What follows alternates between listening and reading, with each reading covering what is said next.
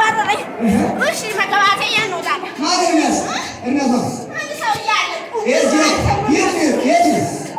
የት ከደቡብ ነው የሚመጣ ወደ ደቡብ አዎ እሱ ማሰው ነው እሱ አይለኛ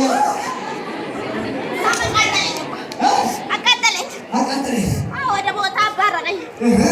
ወዮ አሁንስ አሁን ማን ተመጣ እዚህ ደግሞ የኛ አይበችም በቃ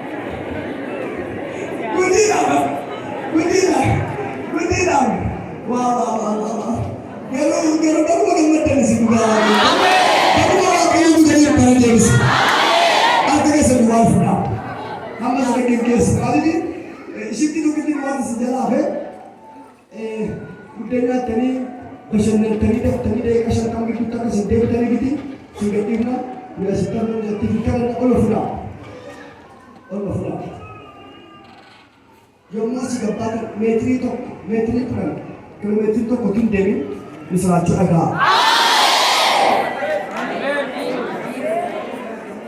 Akka carraa harka isinirra kaayame yoo ta'e hin keenya yoo ta'e morma keessa yoo ta'e kalee keessa yoo ta'e dugda keessa yoo ta'e ijarra yoo ta'e lafa dhukkubni keessa jiru hin beeku ol fudhaa akka keessa yommuu sin asii gabbaatan ofuma isaatiin akka huubii wayyaa namaa irraa bu'u lafa ni bu'e namaa.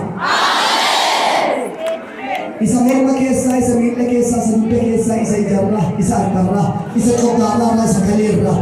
Lafuma dhukkubii keessa sosochosu sana yommuu asii gabbaatan meetirii 3, meetirii 5, meetirii 10 gaafa dhaqanii amma misaa nyaattan lafa dhibeen keessa hin jiru. Abaan jedhee! Naateedha! Oolma fuudhaa. Amma waamicha tokko godhe. Kadhannaa nama kadhadhu kadhannaan iddoo tokko kadhadhuudha. Kadhannaa bareedaa ta'uu kadhachuu fedha. Kadhannaan kuni kadhannaan warra Ortodoksii fi warra Musliimaaf warra qaamni keessaa dhufanii kadhadhuudha. Warri kaleessa hin dhufin na bira. Amantiin koo Ortodoksiidha. Amantiin koo waaqeffataadha.